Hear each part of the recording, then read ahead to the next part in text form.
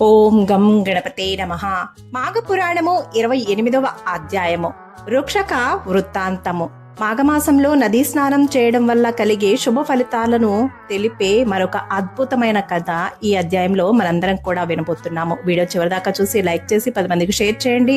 ఛానల్ని సబ్స్క్రైబ్ చేసుకోకపోతే సబ్స్క్రైబ్ చేసుకుని బెల్ని యాక్టివ్లో పెట్టుకుని ఆల్ అనే ఆప్షన్లో పెట్టుకోండి. మారుతి తెలుగు మోటివేషనల్ ఛానల్ అని నాది ఇంకో ఛానల్ ఉంది. దాని లింక్ డిస్క్రిప్షన్లో ఉంటుంది. దాన్ని కూడా సబ్స్క్రైబ్ చేసుకుని సపోర్ట్ చేయండి. Welcome back to Anu devotional voice. నేను మీ అను.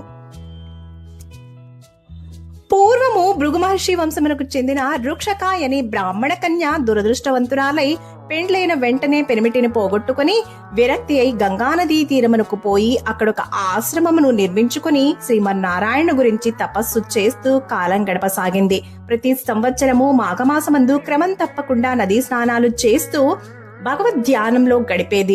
ఇట్లు పలు సంవత్సరాలు చేయుటచే ఆమెకు పలు మాఘస్నాన ఫలితములు లభించినవి. ఈ విధంగా ఆమె తపస్సు చేసుకొనుచు మాఘస్నానములు ఆచరిస్తూ కొంతకాలానికి మరణించింది. వైకుంఠ ఏకాదశి నాడు మరణించడం కూడా ఆమెకు కలిసి వచ్చుటచే నేరుగా వైకుంఠానికే పోయింది. మరి కొంతకాలానికి వైకుంఠం నుండి బ్రహ్మలోకమునకు చేరెను. బ్రహ్మదేవుడు ఆమె చేసిన మాఘమాస వ్రతములు తపస్సులకు ఫలితంగా అతి పవిత్రరాలగుట వలన ఆమెను ఒక అప్సరసుగా చేసి దేవకార్యాలకు వినియోగించాడు. అట్లా సత్యలోకములో గడపసాగింది. ఆ కాలంలోనే సుందోపసుందులనే 2 రాక్షసులు ఘోర తపస్సు చేసి బ్రహ్మను మెప్పించగా బ్రహ్మ ప్రత్యక్షమై మీకేం వరం కావాలో కోరుకోమన్నాడు. అంతటా వారిద్దరూ, ఓ సత్యలోకాధిపతి బ్రహ్మదేవా, మాకు ఇతరులెవ్వరి వలన మరణం రాకుండానట్లు వరం ఇమ్మన్నారు. బ్రహ్మ కాదనలేక సరేనని వరం ఇచ్చాడు.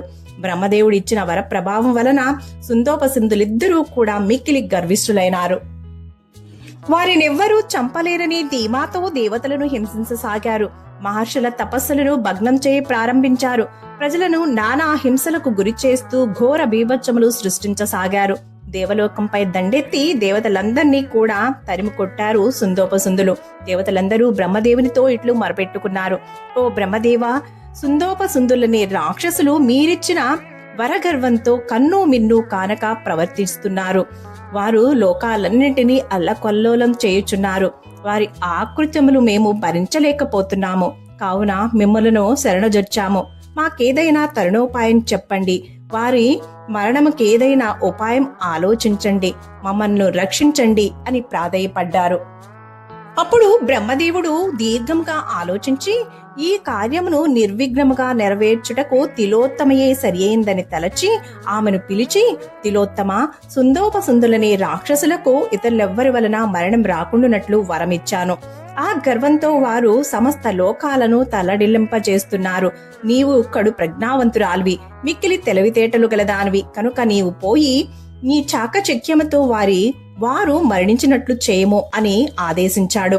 తిలోత్తమ బ్రహ్మదేవుని ఆజ్ఞానుసారము సుందోపసుందులైనటువంటి అరణ్యమునకు ప్రవేశించింది.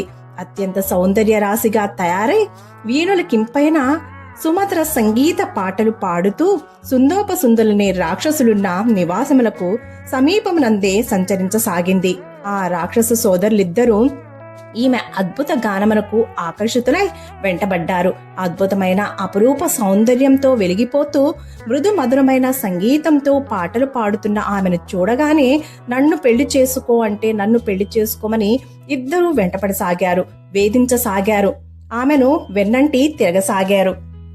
అప్పుడు తిలోత్తమ అవకాశం చిక్కిందనుకుని, ఓ రాక్షసులారా, నాకు కూడా మిమ్మల్ని వరించాలనే ఉంది. నేను మీ ఇద్దరిని సమానంగా ప్రేమిస్తున్నాను. నాకు మీరిద్దరూ ఇష్టంగానే ఉన్నారు. అయితే మీ ఇద్దరిలో నేనెవరిని వివాహం ఆడాలి? ఇద్దరిని చేసుకోలేను కదా. అయితే నేను ఒక నిర్ణయానికి వచ్చాను. మీ ఇద్దరిలో ఎవరు బలవంతులో వారినే వివాహం ఆడదను. కావున మీ ఇద్దరిలో ఎవరు బలవంతులో వారే నాకు సొంతం కాగలరు అని చాకచక్యంగా మాట్లాడింది తిలోత్తమ. తిలోత్తమ పలుకులు వారిని ఆలోచింపచేశాయి. నీకంటే నేను బలవంతుణ్ణి అని ఒకరికొకరు వాదించుకోసాగారు. ఆ వాదనలో పౌరుషం పెరిగింది.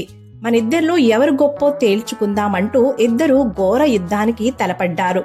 గదా యుద్ధము, మల్ల యుద్ధము చేశారు. ఘోరంగా దెబ్బలాడుకున్నారు. రకరకాల ఆయుధాలతో పోరాడుకున్నారు.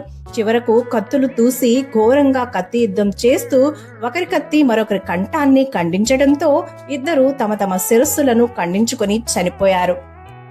అలా సుందోపసుందులిద్దరూ మరణించడంతో దేవతలందరూ సంతోషించారు. తిలోత్తమను పలు విధాలుగా శ్లాఘించారు, పొగిడారు. బ్రహ్మదేవుడు కూడా సంతసించి, తిలోత్తమ, నీ చాకచక్యముతో సుందోపసుందుల పీడ తొలగించావు, దేవతలందరికీ ఆరాధ్యురాలువైనావు. ఇదంతా నీవు చేసిన మాఘమాస వ్రత ఫలితమే కాని మరొకటి కాదు. ఇక నుండి నీవు దేవలోకంలో అందరిచే అధికురాలుగా ఆదరించబడతావు. నీ జన్మ ధన్యమైంది.